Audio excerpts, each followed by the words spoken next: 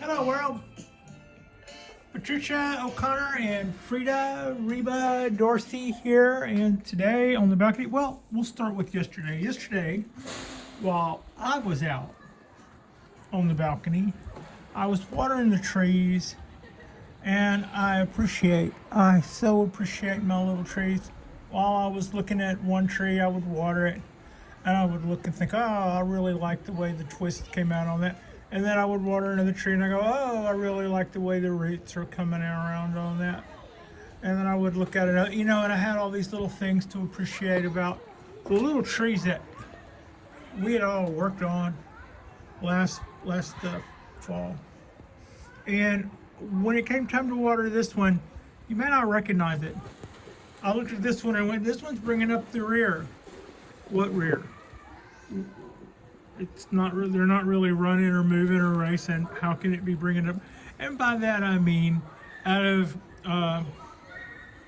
the 9 trees that came in the mail, of which this was the 10 trees that came in the mail, of which this was one, I still have 9. And of those 9, I was saying that, to my way of thinking, this was the weakest one, design-wise. Tree's healthy. Tree's happy.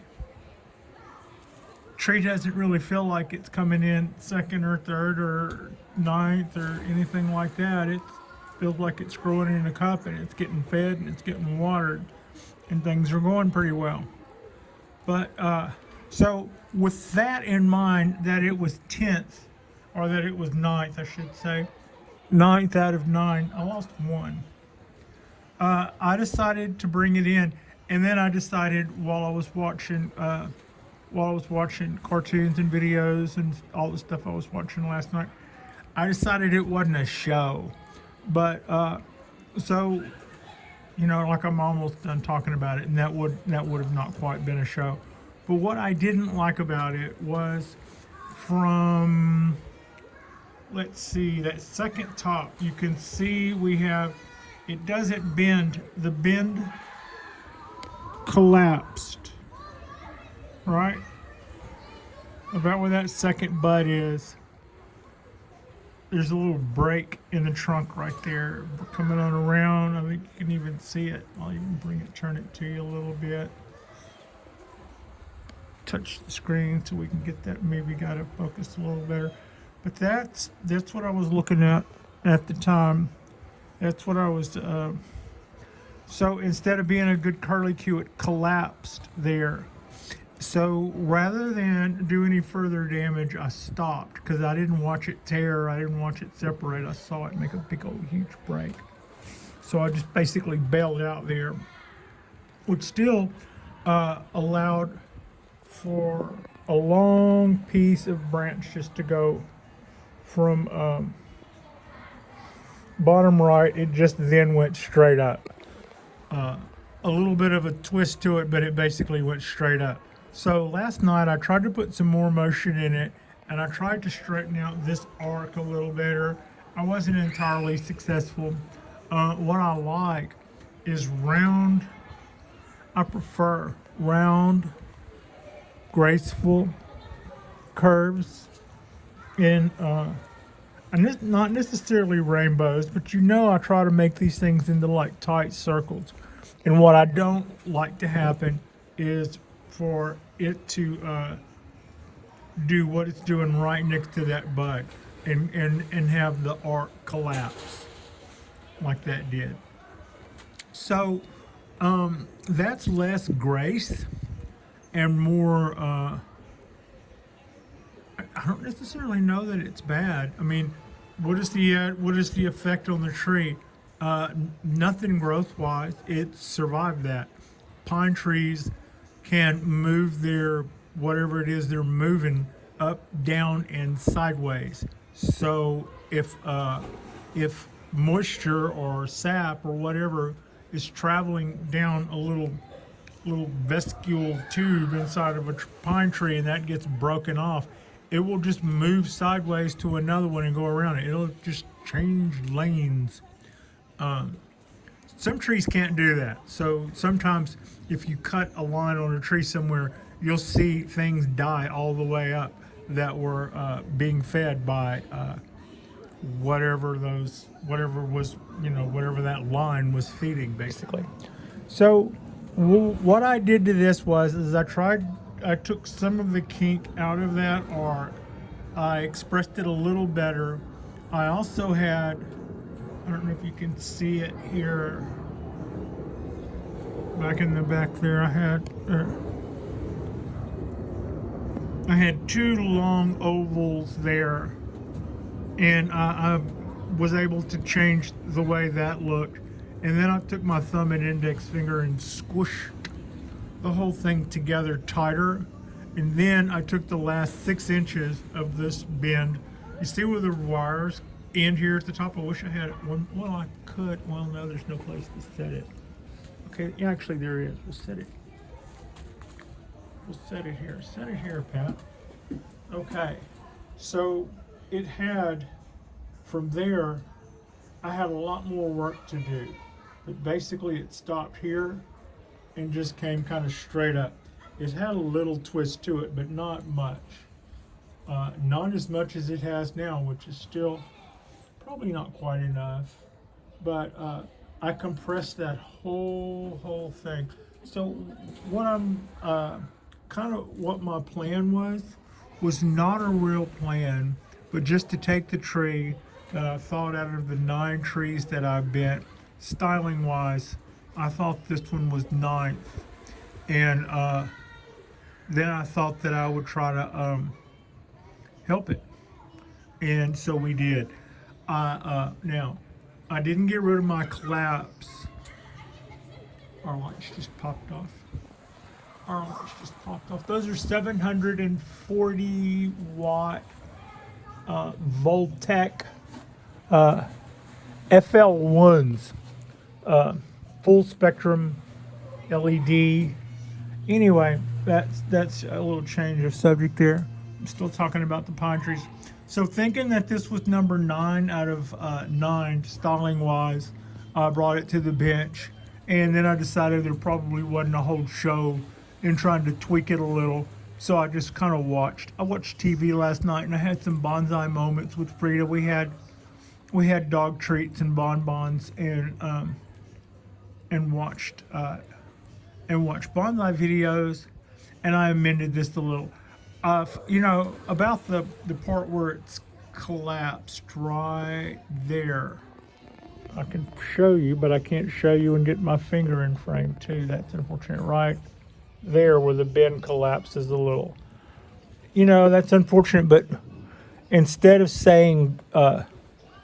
that being that graceful bend, I've had bonsai trees especially pine trees that were canyons, like this one is a canyon tree, that had bends like that, and it's more dramatic, right? It says something cataclysmic happened a lot of times when trees are in the wild, and we see these big, fantastic changes of direction. A lot of times it doesn't just go from a spiral and then just calmly come on around. A lot of times they'll snap and lay over, and then if it doesn't get moved back and forth, it'll just snap and hang down, and maybe the end that's hanging down, the tip of it, will do one of those, and guess what? It'll keep growing, even though it's, so that's, you see stuff like that. My little Roddy Ponderosa that was about 4 feet tall had a movement like that, and that was very dramatic, and it was also very pleasing to me. So I think I took what had been my 9th favorite tree, and I brought it up a level. So now at some point I'll have to reevaluate. And we're just going to look and see how the rest of them are doing. That's Frankenpine, who we put the wire to. When I did this tree, I thought that was some crazy, crazy stuff I was doing to that tree there. Little did I realize that I was about to get started. I was about to embark on a mission to see what heavy bending, what heavy bending actually looks like. I think these trees all came out looking, this would have been one of our Friday or Saturday nights at home with Frida and Pat, or Frida and Patricia, bending little Japanese black pine trees, and this tree is happy and healthy, and unless something happens to change that, this got a really, really good start. It has exposed roots. It has great motion coming right out of the ground, as does all of these. So I feel really good. I feel really good about what we did with seedlings and just a few dollars worth of stuff.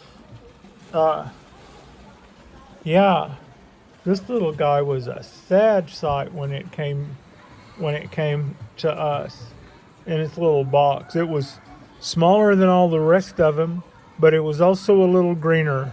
I think everybody else had probably lost more resources, and perhaps by being smaller and having less demands, it fared better. But this has always been the tiny little pine that could. I really enjoyed it. So, that was it. You have the last say. Look at your trees. Well, if you have something where you've done a batch of trees too, and you look at one and you go, wow, this is my favorite tree. And then you look at another one and you go, wow, this is not my favorite tree. Well, kind of make a contest out of it. Pretend you're that tree's manager and see if you can't take it up a notch so that it would fare better in the mind's eye. So it would fare better in this little contest that's going on inside your head. I really love the way this tree was at one point my 9th favorite tree. And it came out well enough that when I had 2 bonsai pots, I used one of them to pot it up, because after I did a little bit of a revisit, I felt really good. I felt really good about how it came out. I mean, that's just, this time last year, this thing was probably 3 weeks old. And now look at it. It's just, unless something happens, this will always be at least this cool, I think. Anyway, and look how I've already got the needle small on that guy. We don't have a branch yet. We don't have a branch one, and already, to my way of thinking, not to my way of thinking, I just got to say I absolutely love this little tree. Isn't that something? Anyway, it's fun to fold these. This is the literati we did. I also broke the rules in that it's in a glazed pot, but it's in a little shallow pot. We do have our Cheerios in there, and then we've got some pretty good little movement, and I am looking forward to the plug becoming exposed. You can see I don't know if you can see it or not, I do have roots coming out of the bottom. We went out of focus. I got this pot on Facebook auctions. I've gotten to the point to where on a human being level, there's probably about maybe a dozen people that I see on the daily basis. If I go to, not on the daily basis, I don't go. Whenever I go to Facebook, there's about a dozen people there that I really want to check on and see how they're doing, and know how their day is going. And a lot of what I see there now, just over the years, I find less and less reason to go there. But the other side of that was all of those pictures that you see hanging up in my living room. There was a time when those only existed as ones and zeros in files. I had always taken film up until that point, and at that point I just grabbed the digital camera, a cheap one, and started shooting. And then I upped the game a little bit with a nicer digital camera, even going so far as to doing a reshoot on the same shot that I had framed up earlier with something that would never have enough pixels. And that's how those pictures came to be. But prior to that, I was always a film person. But part of the reason why I felt it hard to leave Facebook was because I had I've always had 400 or 500 photos on there that were suitable for, if no place else, I had them there, and they were accessible for other people to see, but they couldn't get a super high quality picture from that if they wanted to infringe on it. And I very seldom ever checked or worried about that. Also, I never was the kind of person that would kind of mess with my own artwork to put a watermark on it. I find, it's like, why would I, anyway. Just a little quick look at our cork bark Japanese black pine. This is one of two of these that we have. Everybody got watered today. It's really hot compared to what we're used to here in the Bay Area. It's probably, by really, really hot, I mean it's probably almost 80 degrees. But also I'm 4 floors up. So it would be, that would mean it's in the high 70s ground level. But up here it's a little crispy. Anyway, I just thought that I would talk to you about, what is the tree that is the one that you have that's bringing up the rear styling wise, and snatch that puppy up and then get busy and see what happens. See if you can make it a contender. Yeah, that's my challenge. Your worst tree challenge. Now, if it had actually been a challenge, I would have done a little before and after. But that tree was about this long, except it had some bends down here low. So we helped that. I think it came out a lot better. I don't think it's probably number 9 now. I don't know who is. I'll have to reevaluate. And it's not something that I actually do as much as over time you just kind of look at it and you go, no, I love all y'all. Like a mom would say, right? Like and subscribe if you guys haven't already. Our next drop will be we'll probably put something on the bench and work on it tonight and then drop it in the next couple of days. I had added some more. I've added some more guy wires to my Ponderosa. So when I got it, it had this guy wire and it had all of this copper, and it had this protective tape around it, and this was pulled in tight. And what I did is all of this stuff, all of these small branches were pulled up, not that high, but probably pulled up here. I pulled everything down, and these branches in here were kind of pulled about, not quite that much down, but they were also turned out. I pulled them down further and tucked them in, just to be weird. And I pulled this way down and put that guy wire in it. Yesterday, I attached this guy wire to, I looped it around this piece of copper wire. And before I did that, I tied it off here and then laid it through here, cut it, and then pulled that back and tied. And then I grabbed it right in here and I pulled it in as I pulled this wire back. And then once I had it pulled back to the to the position that I wanted it to be in, I cut off most of my excess so that I wouldn't be slinging this end around chewing up these needles because I did go right through the center of that of those needles in that candle without disturbing them much. So which it still wouldn't be cool if we get good wind that will tear those needles up, having them be through that wire. As it stands, it's behind a wall and shouldn't get a whole lot of wind here unless it's coming like directly out of the south, because that's exactly what we're doing. We're facing directly south. It seems like people talk about the most perfect environment for Ponderosas would be, you know, south-facing cliffs, and I'm 4 floors up and facing directly south, and just right over there is the water, and right over there is the mountains. Also, you could probably see the mountains back there.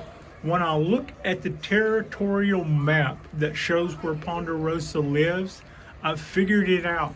It shows a little thin line just outside of Oakland and just outside of Alameda. And when I looked at the map, I was able to do that thing where you expand it. And what I figured out, and it took me to do that because I'm not from here, it took me to being able to do that to figure out what I was looking at. And the area where Ponderosas live, within a few miles of where we are right now, is in those hills. You can barely see it in between the big tree off in the distance on the left and the trees off in the distance to the right. And in between us and them, there is a few boat masts, but off in the back that almost looks like it could be a cloud mass is the Oakland Hills. And this species of tree grows there, but maybe not here. So that's what we're here to find out. Anyway, this should be exciting. This should be interesting. I've got a real old Ponderosa here that's invested in whether or not it can get away with living here. And I have 2 show hen Ponderosas that both have some years of age on them.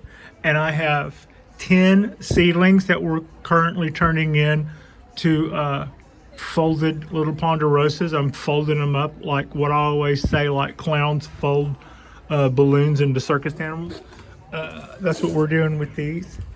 And all the while, some people say yes and some people say no as to whether or not these can do well here. I think it's more tempered where I am than it is in town 3 miles behind me. Anyway, that's about all I've got going on this beautiful, beautiful Sunday, this warm, crispy Sunday.